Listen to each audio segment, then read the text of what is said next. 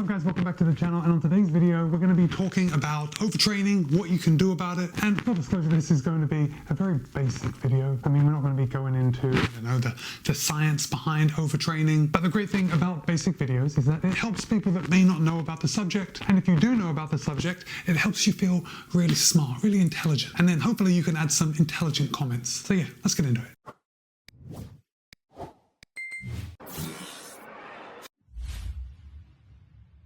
Okay, welcome back. I did find an article on healthline.com. The article is titled 13 Signs of Overtraining and What to Do About It. I don't know if I'm going to talk about all 13, but of course I'll place a link in the show note just in case you want to check out that article for yourself. First of all, a bit of housekeeping. Look, I tried to order some new t-shirts and I wanted something very simple, so I ordered Be Kind, Be Happy, Run Well. It says hashtag Be Kind, Be Happy, Run Well. And I ordered it and I wanted it right across my chest, but it came printed with it right up by the neck. So I was like, excuse me, can you reprint this but have that hashtag Be Kind, Be Happy, Run Well in the right place? I want it right in the middle of my chest. And they said, sure, no problem. So they sent me a couple more samples and it was exactly the same. So for now, I have bagged that idea. I don't know what I'm going to do with these t-shirts. That logo is just way too high for anything, but who knows? Maybe if my plan for world domination through my running shoe-based YouTube channel goes to plan, maybe these mistakes will be worth something one day. But if I'm totally honest, I don't think I'm going to keep them long enough to find out. All right.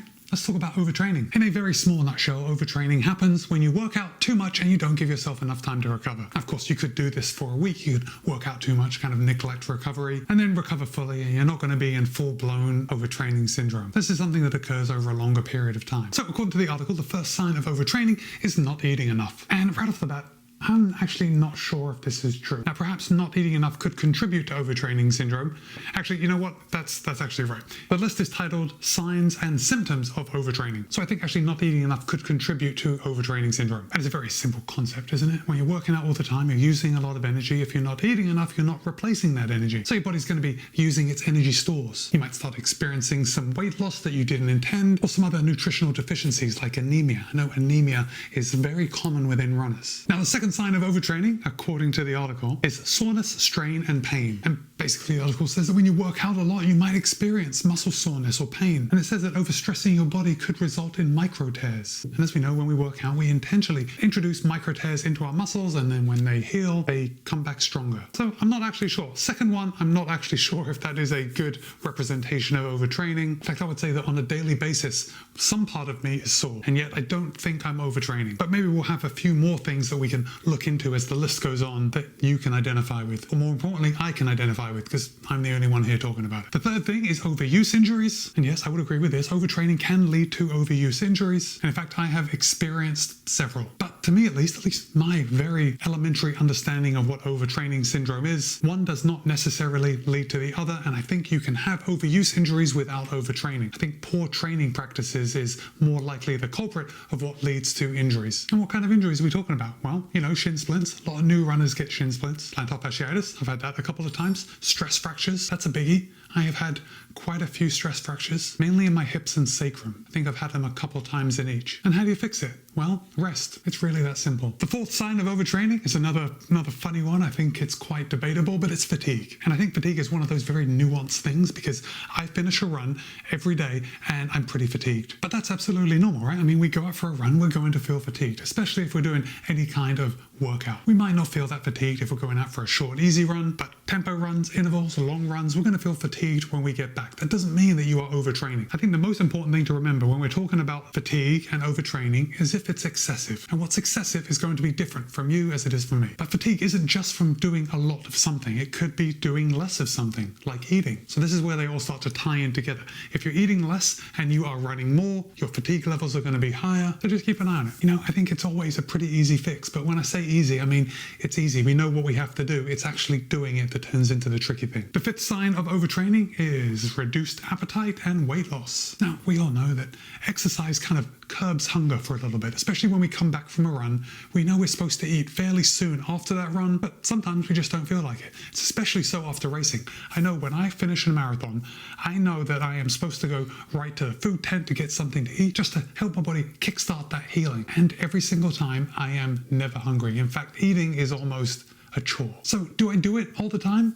No, most of the time I wait a couple hours, and that could actually be contributing to overtraining, I suppose, if I were to let it go, and if I were to race more than I do, which isn't very much. And as far as weight loss, well, if you have a reduced appetite and you're still pushing the envelope when it comes to your training, yes, you could have some weight loss. Now, weight loss isn't necessarily a good thing or a bad thing, but if you start getting below a healthy weight, it's probably something to keep an eye on, because what happens when your body weight gets too low? You're more likely to break bones. It's not a good look. The sixth sign of overtraining is being irritable, being agitated. Basically, overtraining can affect your stress hormone levels, can cause depression and mental fog. And of course, if you're not eating, you might be hungry. And if you are both tired and hungry, that is a recipe for being irritable and agitated. Again, not necessarily a sign on its own of overtraining syndrome, as at least once a day I tend to be irritable and agitated, and it's usually at the end of the day for a dinner. Anyway, the seventh sign of overtraining is persistent injuries or muscle pain. We seem to be repeating ourselves. Anyway, extended muscle soreness is not normal. It is normal to have sore muscles. It is not normal to have that muscle pain extended over a long period of time. If you seem to be someone who is chronically injured, or you have these nagging injuries that last for a long time, could be a sign of overtraining syndrome. Probably time to make a change. And what is that change? Recovery, right?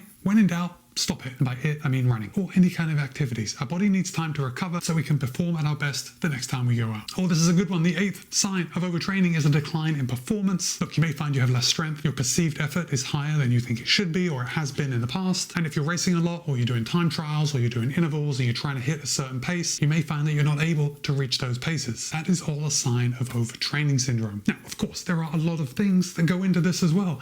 Maybe you haven't fueled right. Maybe you didn't sleep right the night before. But we are looking at an extended period of time. If you don't sleep well one night and you go out and you don't hit your splits, it's not a big deal, right? I would say it's not a big deal if it happens a couple times, but if it happens over a period of weeks, probably something to take a look at. You might want to make some changes. And as we've said, those changes are do less, eat more. Number 9, we're just going to brush over because it's your workouts feel more challenging. That is the same thing as your perceived effort being higher. But the 10th sign of overtraining is disturbed sleep. Look, sleep is hugely important. It's where we recover. It makes us feel good for the entire day. If you're not able to sleep enough, or your sleep quality is low, it's going to work together with everything else and make you irritable and agitated. A good example of this is when you finish a really long race. It doesn't have to be a really long race, but I generally experience disturbed sleep when I am most tired and I think I need it the most. So after a marathon, after an ultra marathon, when my body is totally jacked, I'm excited, my legs are aching, it is very hard to get a good night's sleep. If you are finding that on a regular day, on a regular training session over a long period of time, you might be experiencing overtraining syndrome. The 11th sign of overtraining is decreased immunity or illness. Now, this is a good one. And again, it's not necessarily tied to overtraining syndrome. Perhaps you've been traveling a lot, perhaps you've been around a lot of people, or perhaps you have just run a race. You know, as runners, we are more likely to get sick immediately after we do a race than we are at normal times of the year. And that's because all that training, that increased effort that we have just put out in our race, decreases our immune system, so we're more susceptible to catching a cold. So it's just something to keep an eye on. And if you're noticing it happening in a training cycle, or just if you're not in a specific training cycle, if you're just training and you keep getting sick over and over again, it might be time to take a break, let that body recover. Also, wear masks in public. For me, the best thing that has come out of COVID is that I will now wear a mask when I'm in public places like airports, on airplanes. And this is especially handy after I have just run a race and I'm traveling. My immune system is compromised because of that race. If I wear a mask, I'm just protecting myself, and I am less likely to be breathing in the germs of someone else that's going to make me sick. The 12th sign of overtraining is weight gain. Now we've had weight loss, now we've had weight gain. So yes, if you lose weight, it could be a sign of overtraining. If you gain weight, it could be a sign of overtraining. Of course, I'm not going to dig too deep into this because there is just an unlimited number of things that it could also be if you're losing weight or gaining weight. But you know you, so just keep an eye on it. And the 13th thing, which finally, I think this is the best one out of the entire list. The 13th sign of overtraining is a loss of motivation. And look, I get it. A lot of us struggle with motivation, but when we're overtraining and we're irritable and we're agitated and we're not eating enough and we're either losing weight or gaining weight, it might be difficult to have that motivation to get out. And every time that I have experienced what I think is overtraining, or at least maybe not technically overtraining, but what I think is I am training more than I should be, I do notice that loss in motivation. And if you are someone like me that tends to go out even when they're not motivated to go out, it can often be a recipe for disaster. So My advice, not that anyone asked for it, but my advice is to listen to your body and do what you think is right. There are going to be times when you have to push through that not having motivation. There's also going to be other times when you have to listen to your body. And you know what? Feeling not motivated to go out might be a good sign to just stay in, sit on the sofa. So guys, I want to hear from you. Have you ever experienced overtraining syndrome? And look, I guess I'm not talking about the official overtraining syndrome. I want to know, have you experienced any of these signs or symptoms and you knew that you had to back off before you got yourself into trouble? Let me know in the comments. And guys, if you have made it to this point in the video, why don't you drop a bridge emoji in the comments to let me know that you've made it all the way to the end. And a bridge emoji is just because if we are overtraining, we also go over a bridge. See how I made that connection? Of course, you're not idiots. Anyway, that's it for now. Be kind, be happy, run well. See you in a couple of days.